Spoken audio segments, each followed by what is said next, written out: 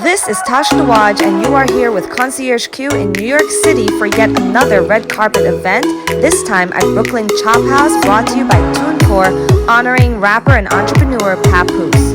With his swag and lyrical skills, Papoose had received countless amounts of accolades before even releasing an official album. And with his signature hardcore cadence, he managed to release over a dozen mixtapes between the years of 2004 and 2006. Now introducing Fat Joe. I'm trying to get educated on what this is about. It takes courage. A lot of people like people to hold their hand. So I know what it's like to be independent. Nobody better than him, bigging you up. And we love what you do for the artists. I know what you've been doing for years and years. The man is incredible. He's nice as hell. Dedicates his life to hip-hop music. Congrats, my brother. God bless. One thing I respect and love about my brother Fat Joe, besides outside of the fact that he's a baby's godfather, and you know what I'm saying, he's just who he is. He loves to see his peoples win, and that's rare in this game. You know what I'm saying? So a lot of people think that music business, they're only people who are grimy. No, that's not true. There's some great people in this business. Thanks to Tunecore. Nobody never honored me before. You know what I'm saying? I want to take Andrea. Thank you so much. Thank you. So a lot of artists are trying to do what I did last year, and they're trying to copy, but they don't understand. It's the team behind you. It's no iron ticket. You gotta have the right team. They're the ones that keep me afloat, man. So I just wanted to thank them for assisting me in 2021, man, because I wouldn't have been able to do it without these great people, man. Round of applause. Thank you to my amazing wife for always putting up with me, recording music all hours of the night. You know what I'm saying? She didn't charge me for the verse. Thank you. See, like literally these people, I be trying to sleep, and I hear you guys, the wheels churning and the ideas all hours of the night, and it's just dope to really see you guys at a reasonable hour. I'm glad that you guys could make it.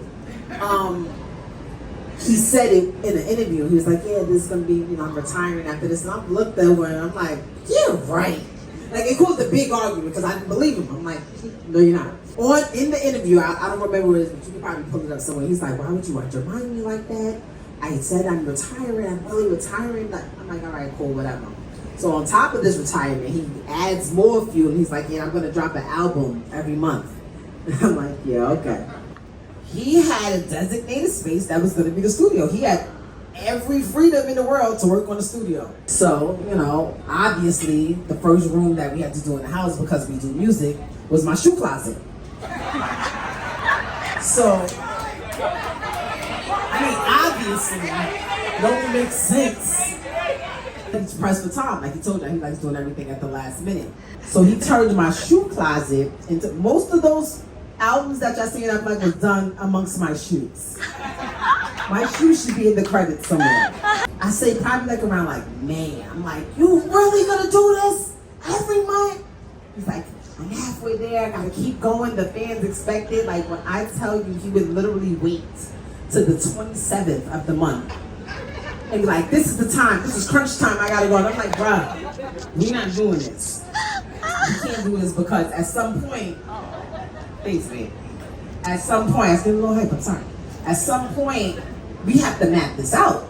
He's like, nah, I work better under pressure. And I'm like, nah, I don't.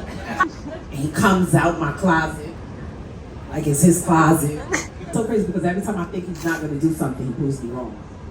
When we were up to December, I was like, he really put out an album every month of the year. My fans are gonna curse me the fuck out. I don't know how many years, I still haven't put out my album yet.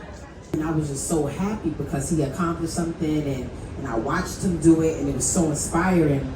And I'm like, this closes a chapter in not only his life, but in our lives because he's really retiring. And then I had people like Fat Joe and Vinny and Dub and them calling him like, nah, we on the road now, we gotta do this again. I'm like, nah, yo, what? When we thought about doing this event, we wanted to really honor artists that have really made an impact on music and on culture.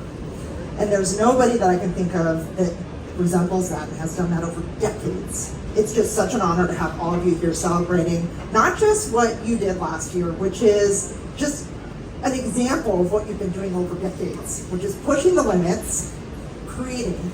What Papoose did last year and what he's been doing his whole career is just such an example of like letting the art be. I don't know a harder working artist. Apparently there's somebody else here that works harder than me. I don't know. We actually, if you have any doubt or forget everything you've accomplished, we actually have a plaque to commemorate it.